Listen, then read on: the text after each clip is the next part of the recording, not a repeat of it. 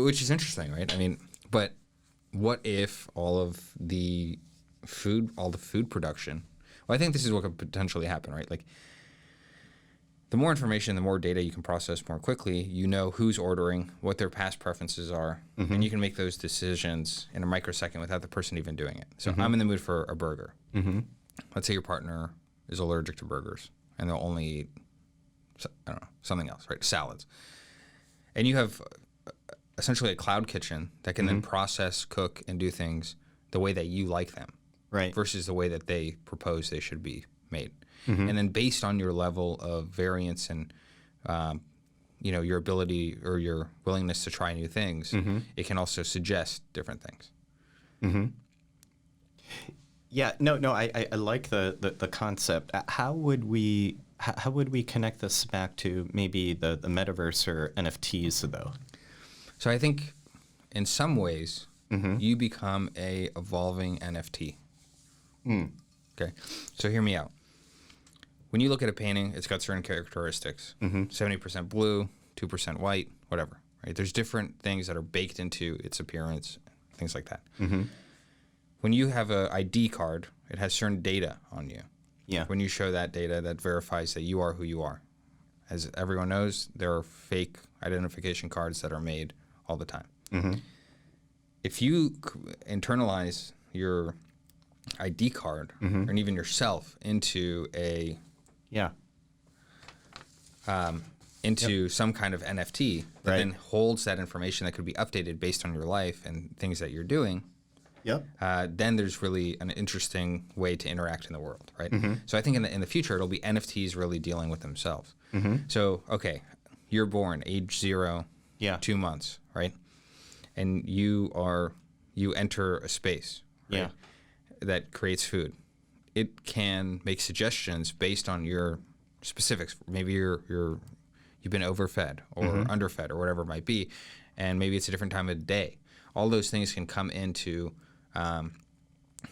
making correct decisions on how to interact with you that are to the benefit and acceptance of you. Sure.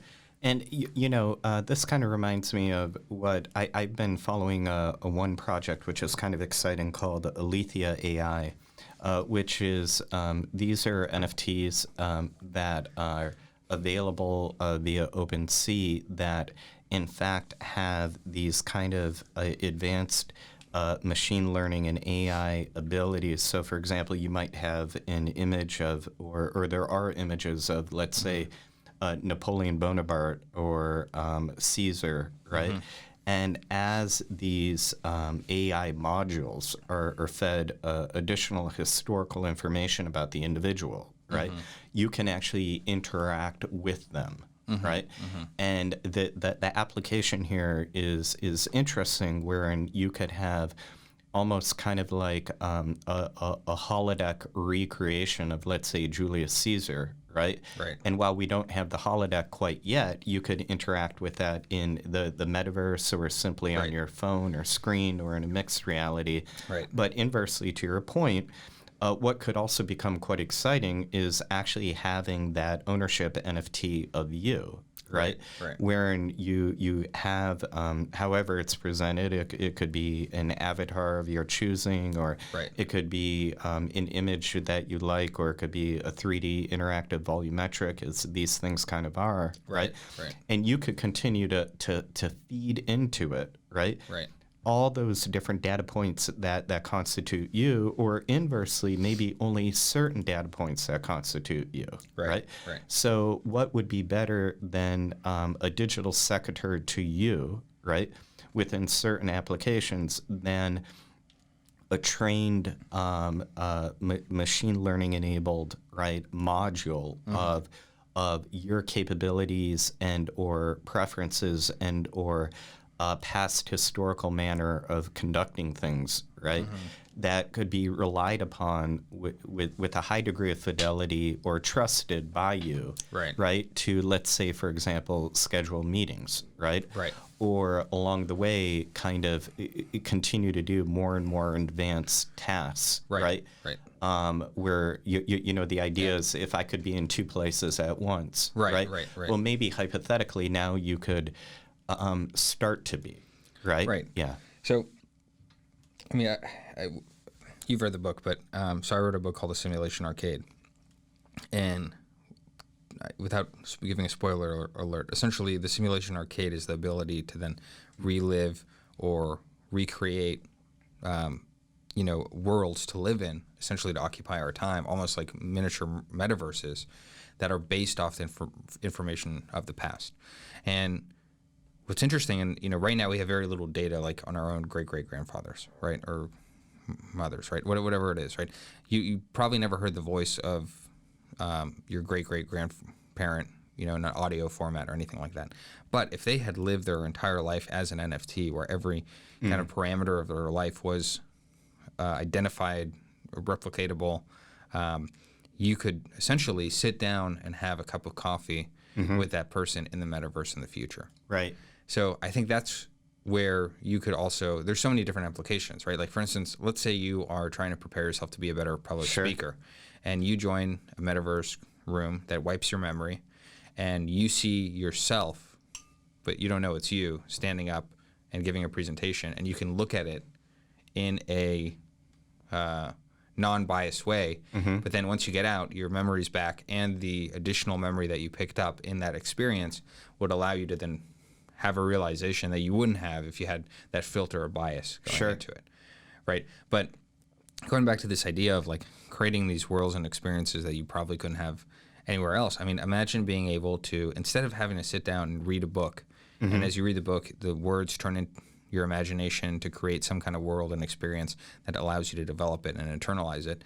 If you could, instead of reading about the Civil War, go into and be on the Civil War, and maybe you're a fly on the desk when Lincoln is discussing next steps in the stage to get where it needs to be on both ends, right? Sure. And it might be that you learn that history was written inaccurately, and that certain nuances or things that were withheld.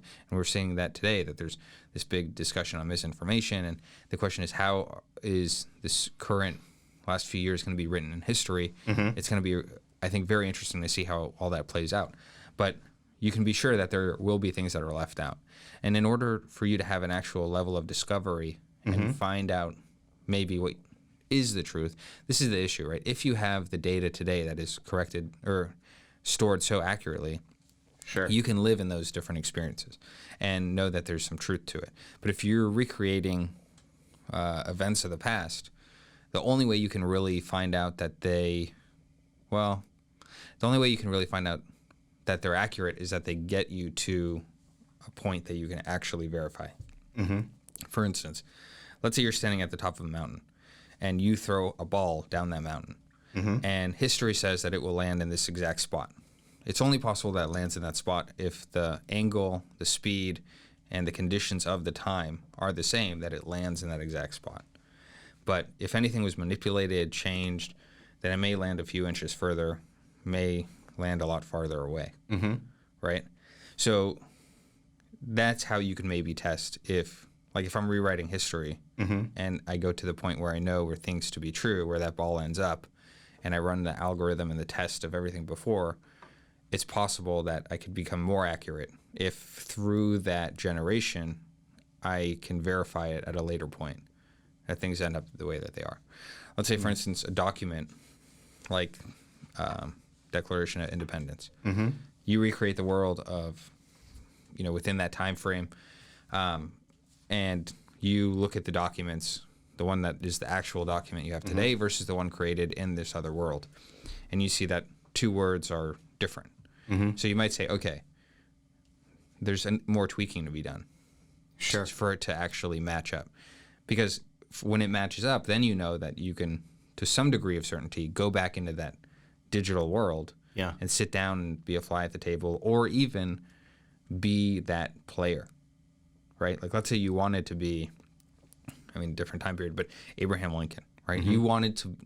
You could live forever because all the other technologies in the physical world allowed you to do it, right? Or you're uploaded to a computer. And you have this problem where you experience time forever. How do you use your time? And I think that's where the beauty of this all comes full circle. There's some tie back to reality, and even those people and persons and things like that. But then you can go and relive those times with some degree of certainty. but maybe you're not aware at the time. Maybe you only, when you leave the set, when you leave the movie, when you leave that person's life, that you take what you've learned and overlay that on your actual base. Does that make sense? Yeah, like, I think so. I think this question of only becoming aware after, for example, in your earlier thought model, you talked about you know, having your memory erase and encountering yourself. Right. I think to me there may even be added utility in the inverse, right? And in it more easily done technologically. Like, so for example, if one is able to create a fully realized or even partially realized, let's say that more often than not it will only be partially realized, kind of simulacrum of self, right? Within maybe AI NFT enabled construct, right? The ability to interact with yourself, right, could actually be quite generative and or interesting, because when we talk about the ability to know oneself, right, there's always kind of the interior self that you know, right, okay, and the manner that you presuppose people know you as, right, but there's always that third part, and that is kind of that backward-looking view on you, right? That you can never really kind of experience, right? In an interactive sense. I'm not talking about looking in a mirror. I'm talking about truly being able to interact with yourself as the way you kind of exist in the world, right? And it would be kind of, or at least I think it'd be very interesting to kind of interact with and really quickly identify a number of things that it's like, well, oh my gosh, right? I wasn't aware of X or aware of B, or you know, the way this construct puts together these ideas is maybe it could be improved upon. Right? And that criticism, of course, of the construct is a different mode of self-criticism, right? That, again, becomes the ability to maybe, you know, evolve and grow, as you say, these kind of evolving NFTs. Right? Yeah. Yeah, and, you know, I think, well, there would probably be a different level of seriousness if you joined one of those settings, knowing that there's less there's less limitations and constructs built around it, right? Like if let's say you said, okay, I want to go and be myself, but I know that I'm living forever, and regardless of what I do, like it doesn't matter. So maybe you're going to take more chances because, you know, if you die or if you fuck up the world or something like that, you would then be reverted back. You'd wake up and not be in that setting, right? Because you're physically aware that, or you're mentally aware that, you know, there's an on and off switch on this experience. Once you turn it off, you go, right? So you'd play that game incredibly different. And the question would be, at some point, if you had, I'm talking about unlimited time to live and to experience. Yeah. How, in the beginning, you might do some crazy shit. Like you might go into it and say, I'm going to be an assassin, or I'm going to do some like, you know, jump off of planes, like without parachutes, because I just want to do that. Because a video game type experience, right? Like you're gonna like play with the physical world in a way that you never did because you knew there were limitations of, you know, if you do something bad, you're gonna go to jail or die or whatever it might be. So those things control you in some ways and keep you from doing maybe things that you want to do, even though they're not good long term, right? You know, you might even create worlds, right? You might say, all right, what if there's a world where, you know, violence is good and appreciated, you know, and people walk around with black eyes and, you know, it just shows like you've actually had a discussion and that was of value. And to us, that makes no sense because our world hasn't led us there. But if you could manipulate these worlds and try alternatives with that, we've talked about it before, right? New technology coming in or new ways of thinking.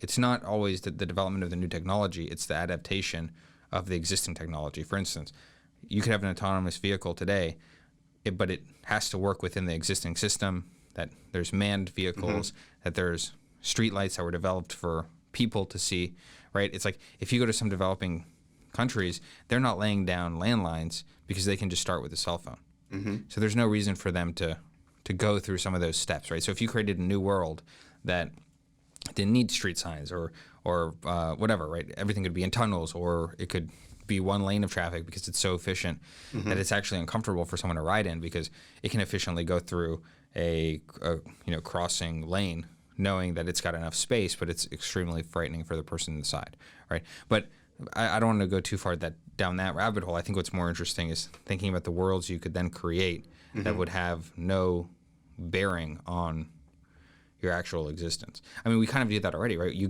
play Call of Duty, you're running down some sandbar, you've got a gun that you've customized, and you're shooting someone's head off, and then you go and you make a pizza or a Hot Pocket, right? And there's a disconnection there, but there's an understanding that I'm not actually hurting someone, it's just pixels and things like that. But, so you could go in and say, well, you're kind of doing that, right? I guess you're playing a warfare game or whatever it might be. Sure. But with it feeling more real and having, Sure. It's interesting. I think there's positive applications to that. Right. Like we were saying earlier, of like viewing yourself as not yourself, right? So.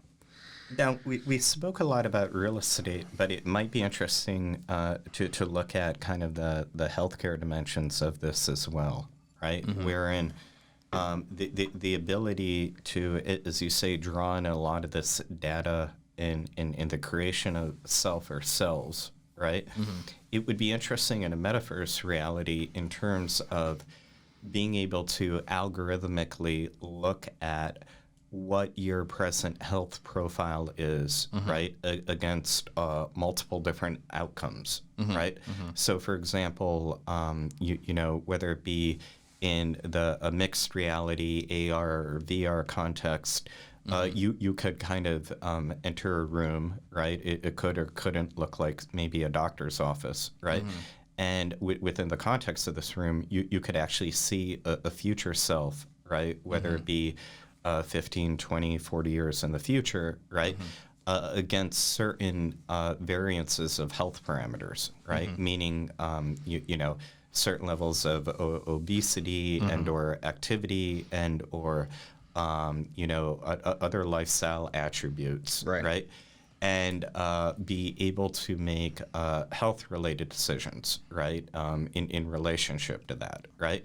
And this could be about core healthiness, right, or wellness, or it could even go in different directions. Like, for example, it could be about the cosmetic, right?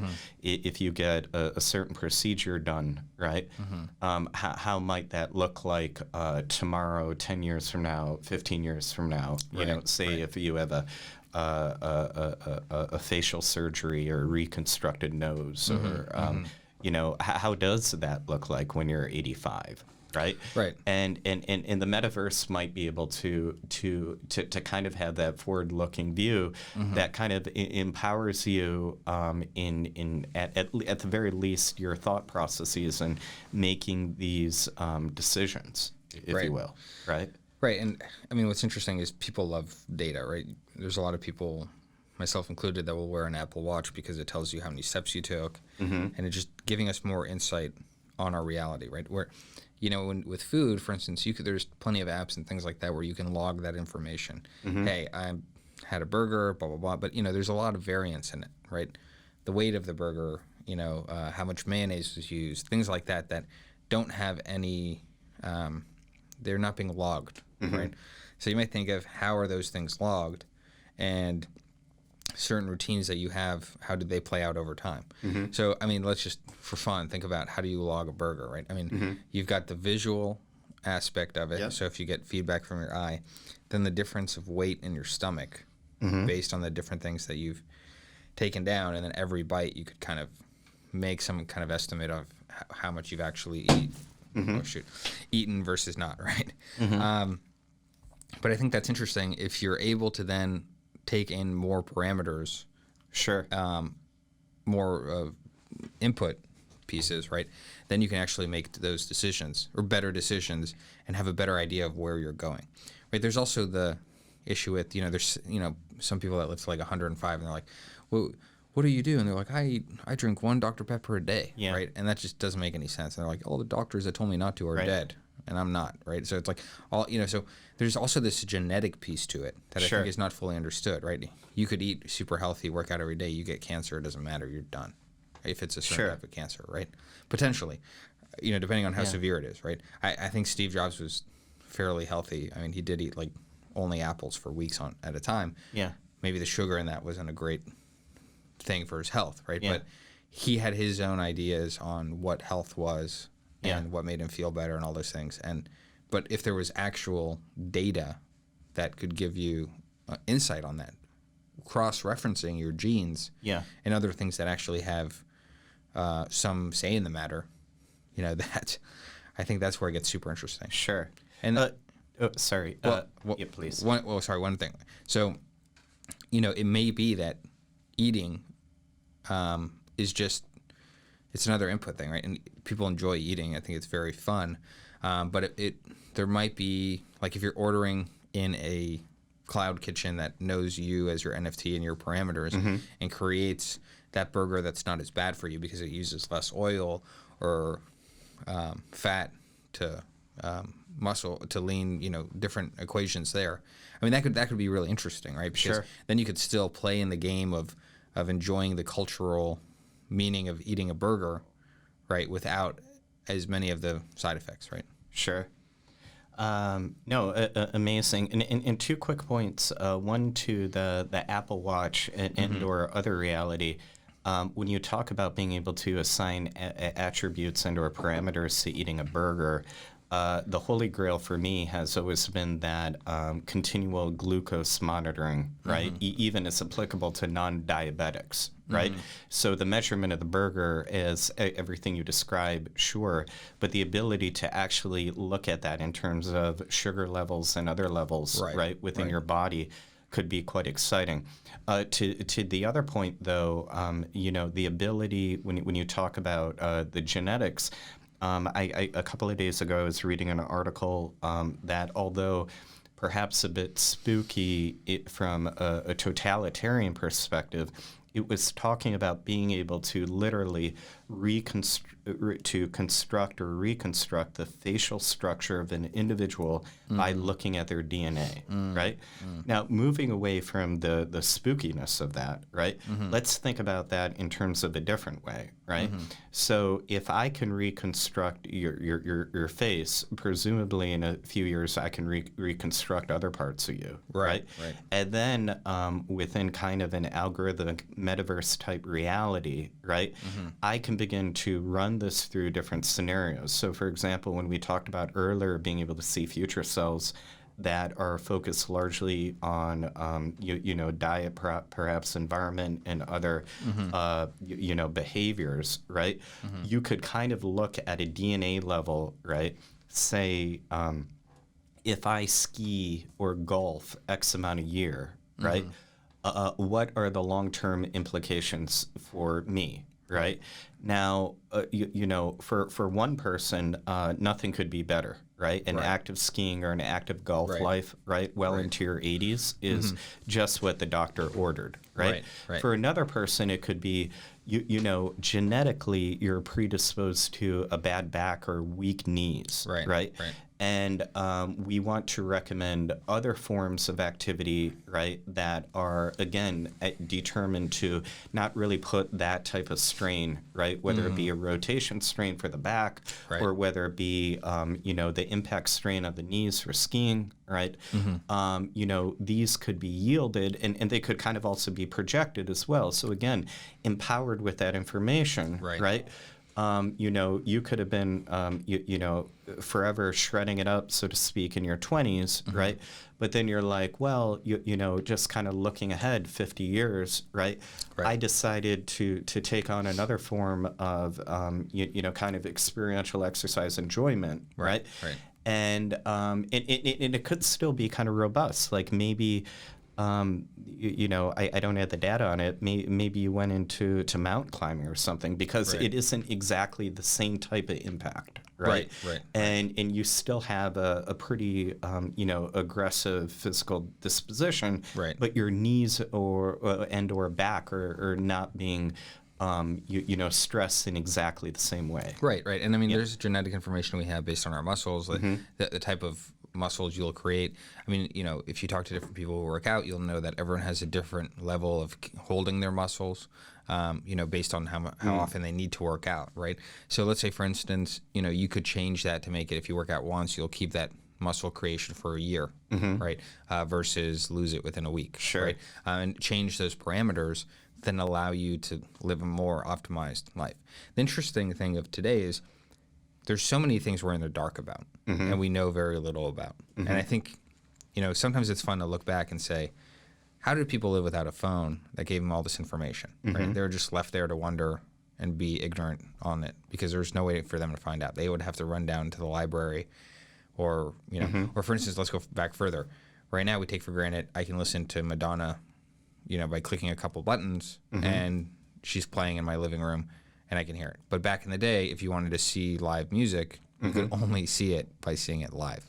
Right. So hearing a song, I don't know how many songs you have memorized, right? But it might be that when you listen to a song live previously, you were remembering it more so and could recall it later and sing it back to yourself because you knew you weren't going to hear this again live, right? So you almost had to recreate it yourself. Versus today, I mean, I don't know what the stat is, but you don't hear people singing full songs without the music. Anyways, I don't know if that's super important, but I think what we're in the dark about is not having the data and the lifestyle that matches us. The person online, a doctor, they may have different experiences.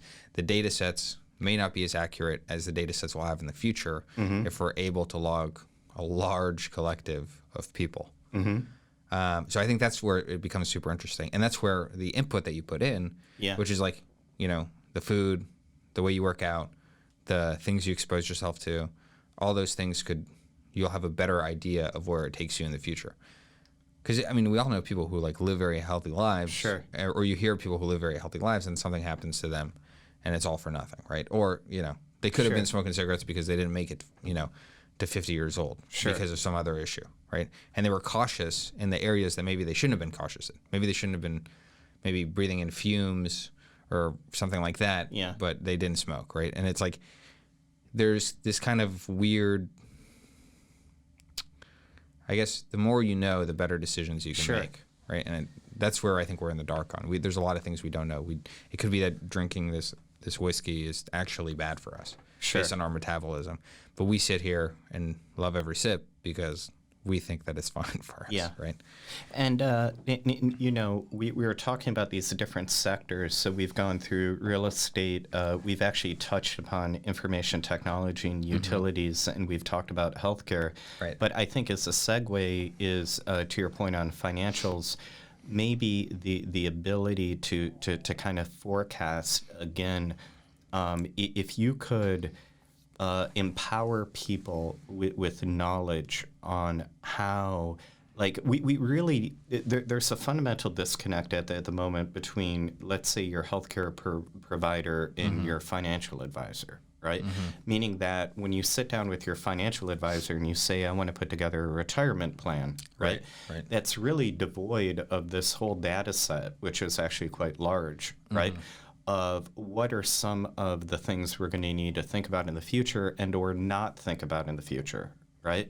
So, for example, right, if again, whether it be your DNA or algorithmically or all of that, there are certain risk-adjusted profiles that can be assigned directly to you, right? That you're going to more likely than not or less likely going to encounter certain end-of-life health expenditures, right? That are going to vary upon both individual and in the realities of the life they've lived, et cetera, right? And in kind of putting together, quote unquote, a retirement or end-of-life financing structuring, right? It would be good to have that information, right? Forewarned is forearmed, and kind of put that together. Now, inversely, right, you could also think about it in a different way, right? So wherein if you don't really fall into a high risk category for a variety of different reasons, right? Okay. You might optimize in a different level, meaning that, you know, depending what your underlying finances are, right? You could say to yourself, well, I want to optimize more to my children or philanthropy, right? Because I don't really, or it's a non-anticipated burden in which certain health realities are going to become overwhelming, right? And in so much as they might become overwhelming, statistically, the insurance that is available will be sufficient, right? As opposed to having to put more money aside for another individual, right? Yeah, that's super interesting. What it kind of reminds me of is, you know, you'll see these like crime documentaries, and there's like, let's say, a serial killer who's doing it across different counties. Right. And these counties the police stations aren't talking with each other. So if they were more connected, which I think now it's more connected than it maybe was decades ago, right? They would have been able to save lives, you know, because they would have been able to see certain patterns, but they didn't because they weren't cross-referencing that. In the same way you're saying your financial advisor and your health expert, if they knew, hey, your likelihood is to live to 75 versus 100, your financial commitments and what you allocate, what you take out, all those things would be very different, which I think is what you're insinuating, right? Yeah. So I think, you know, what's interesting about that is... Or even you need to think about being in the hospital for the last 20 years of your life. Right. And statistically. Yeah, that's all I'm saying. No, 100%. And, you know, the funny thing about that is you could plan for that thing, but let's say that's in 50 years from now. There's other technologies that will modify that. Sure. So there's almost this weird... It's hard to... Your best bet is to make as much and create a plan that allows you to live forever, essentially. Yeah. But do it in a way that you're not 50 years off and you have all this money in the bank, you die with it, you give it to your kids, they blow it all on whatever, you know? Because that's different, right? Your mentality of saving that versus somebody who's gifted it. If you've raised them right, you're fine. But that's a different discussion. But having those different nodes aligned with each other, I think is super key, because that'll drive your decisions, how much you spend, how much you put in it. Sure. And I think that'll obviously make you much more informed. But things change, right? That's in a perfect world. If everything, the status quo today stays the same. If you're likely to die at 75 from cancer, but then at 70 they developed a cancer-saving solution. Sure. And then you're able to then, you know, live forever, but you've only have 5 more years of retirement, then you're SOL, right? Yeah. So that's where... But I guess maybe what the value in that exercise still might be is kind of bringing together this kind of scenario modeling mindset, right? Literally, and I mean literally in the fact that you have hard cloud compute, right? Working on these scenarios alongside you, right? Literally as you're... You know, we haven't talked much about the idea of the digital twin, right? Where whether it be in a material engineering sense, right? One creates a one-to-one twin, right? That can go through different types of stress testing, or you know, a jet engine that flies a billion miles, right? To see what's going to fall off first, right? And course correct for that or not. Right, you know, but just have a better understanding of the jet engine, right? You know, to take your example in a different way, right? You know, new technologies are coming along, but what if you have a virtual you? And I know we're both optimistic in this regard. And in our other podcasts, we talked about, you know, living for longer than normal time durations, right? But what if we could take a version of you, right? And ask the computer with all known data, right? Show yourself at 140 or 150, right? Now, regardless of unpredictable technological advancements that certainly will happen over that time frame, right? That in itself is still probably going to be informative to you, right?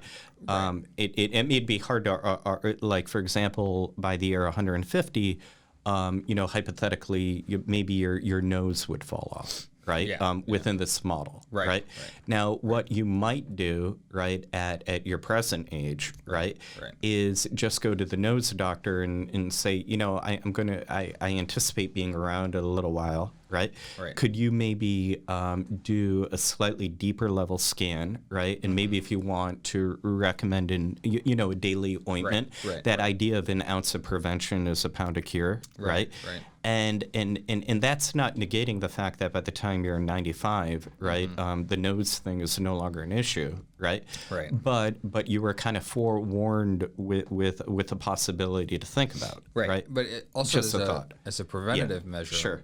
This is all very interesting. And I think when you initially said what you'll look like, or you almost start thinking on the visual standpoint. But I think what you were really getting at is the model that you can then create. If I can take understand your body, your cells, and all those things in a digital place where I can then manipulate it by testing different things, consumption habits, medications, this over the course of your life based on today's status quo, then you can actually get some information on how things will happen. But even more interesting, I think, if you could introduce different, like for instance, right now, if you have an idea for a medication, you will then have to go to trials, which takes a lot of time.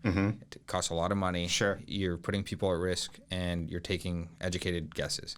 But if you had a system where you could create whatever that molecule is, or that dosage, or whatever it might be, and overnight, maybe even with a few seconds, run it on 100,000, a million, a billion different people structures in a digital landscape, and see an accurate reflection of what that's doing to your system, I mean, then you're talking about being able to innovate extremely quickly. I mean, you could see something like that generate, pretty much cure any type of disease, including aging, right? Just by being able to create those models where you see over time how those things change. And that's kind of interesting as well. They already do this with self-driving cars, for example, right? Whether it be, NVIDIA's, at any given moment, I think almost on a daily basis, is basically driving 100 million miles, right? Within this kind of, simulacrum digital twin type space, right? And within that, they're doing a whole range of parameters, including things that you can't replicate in the real world, right? What happens if a self-driving car encounters an earthquake while it's coming up to a stoplight, and there's a small family in the crosswalk holding balloons, right? It will run this type of scenario again and again and again, right? To optimize for best course of action, right? And in Tesla as well, I believe their supercomputer there is called Dojo or something like that, right? Where every single evening, right, unless I think you do otherwise, you can actually, your Tesla car will upload its data, right, to the to this all-powerful mainframe, right? That's going to continue to look at in scenario modeling, right? What would have happened otherwise. So you take your morning commute, right? And it runs that commute, hypothetically, I don't know the exact number, but let's say it reruns that commute 50 different times, right? Makes the road slicker, it makes the sun in the eyes, it makes everything, and that's kind of cool. Now, what's interesting is to think about this idea of what if parallel to you, as you say, you had these kind of maybe 50 other yous, right? That are forever being synced back to you, but are forever being projected out against different medicinal, vitamin activity, right? Environmental, right? Realities, right? And seeing where that leads, right? And in developing almost kind of like a pivot chart, right? Of optimizations as optimized to what, right? Which becomes another question too, right? So for example, when we talk about lifespan, we can also talk about health span, which is the number of healthiest years, right? while one person may choose to quote unquote live forever, i.e. optimize the longevity, right? Another person might say, and we all know these people that are quite content to pass away. You know, my father, grandfather, and great-grandfather all passed away at 75, and I know I'm not going to live that long, right? So what they're looking to optimize for psychologically, right, is those healthy years, right? They're not here to think about, you know, faraway hypotheticals about 140 or 150 because at least at an anecdotal level, they could be wrong, by the way, but at an anecdotal level, they've already decided for themselves, they're going to pass away by year X, right? And, but... Wait, there's more. To listen to the next part of this episode, please follow the platform catalog.